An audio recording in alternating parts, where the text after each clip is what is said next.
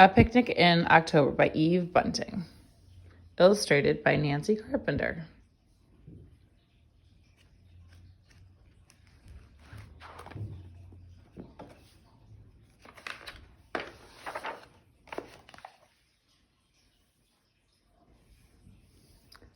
Dad and Mom and I take the bus to Battery Park. We're carrying the stuff for the birthday picnic. Mom has the cake. It's October 28th, bright and sharp and cold. Really cold. Why do we always have to do this? I ask Mom. A picnic in October? It's dumb. This is the way Grandma wants it, Mom says. And that's the end of it.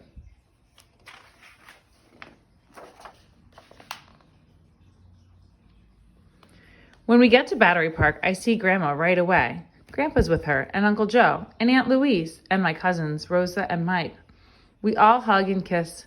Grandpa reaches inside his overcoat and gives Rosa and Mike and me licorice sticks. He keeps a row of them in his jacket pocket, his top jacket pocket, the way other people keep pens.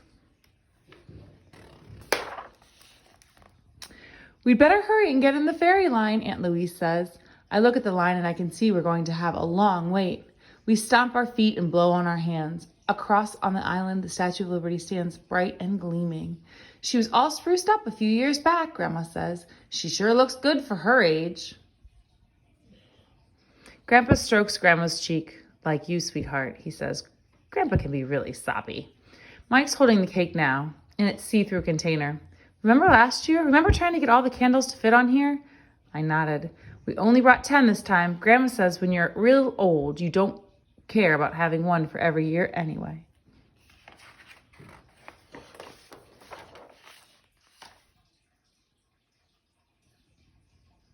A woman with a thick braid of black hair pulls my arm. The woman points to the ferry, which is chugging away from the dock. She's talking to me, and I don't understand the words, but I can see she's worried. What's she saying? Mike asks me. I think she's worried because the boat's gone, I say. I smile at the woman. It's okay, I say. I point at the ferry. Another will come. She smiles and nods, and I can tell she understands and feels better.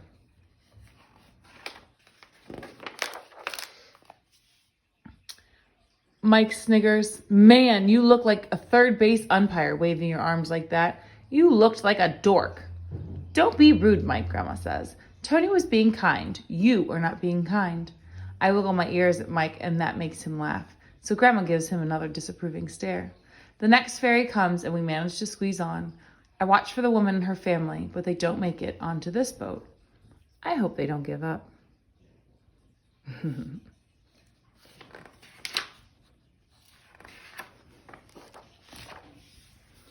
The grown-ups rush inside where it's warm, but we just put our stuff in there and run to the front of the boat. We pretend to throw up over the railing. There's nobody at the bow, so we spit into the wind and see who it blows back on. Spit is lucky. Liberty Island is coming close. The statue is getting bigger. We straggle off at the dock, lugging the picnic stuff. The island is crowded, but Dad finds a grassy spot and the grown-ups spread the blankets. The three of us run around. Mike points. There's Brooklyn. Brooklyn is where Mike and Rosa live. There's Ellis Island, Rosa says in a reading kind of way.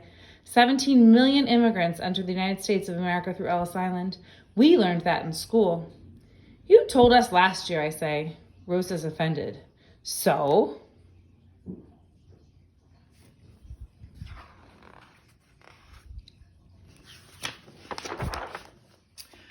Tony, Rosa, Mike, Dad calls. Chow time, Mike says. We all sit on the blankets except for Grandma and Grandpa. We brought the family folding chairs for them. There's a ton of food.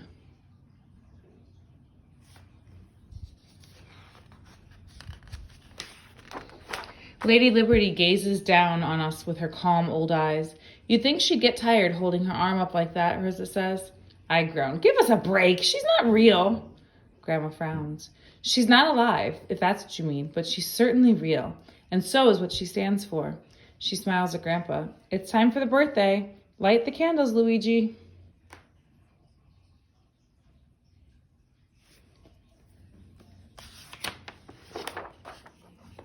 The wind blows out every match Grandpa lights. The candles lean towards Staten Island and the wicks get stuck in the frosting. We straighten them and make a hand barrier between them and the wind. It's a miracle they stay lit while Dad lifts the cake for Grandma to blow them out. They go with one huff when we take our hands away. Brava, Bella, Grandpa cries. Brava means you're wonderful in Italian. Bella means beautiful. Grandpa is being soppy again.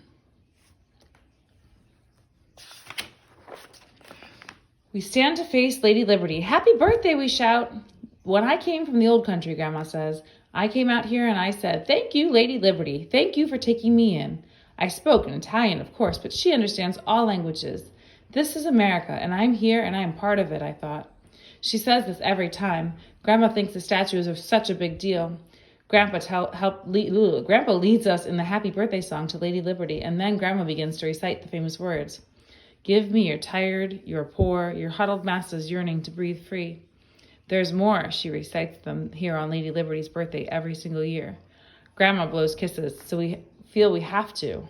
I sincerely hope no one is watching.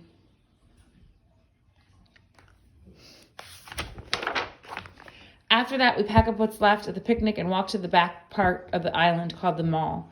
There's a birthday program there, too. A brass band is playing. The veterans of foreign wars are having a parade. What a party Lady Liberty's having. We stay for a while, and then we come back around.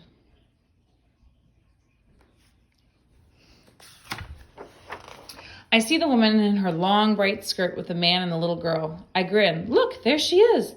They made it, I say. They got the ferry. Grandma nods. I bet they're new Americans. I know how they feel. They are staring up at the statue, and then the man says something, and they hold hands and bow their heads.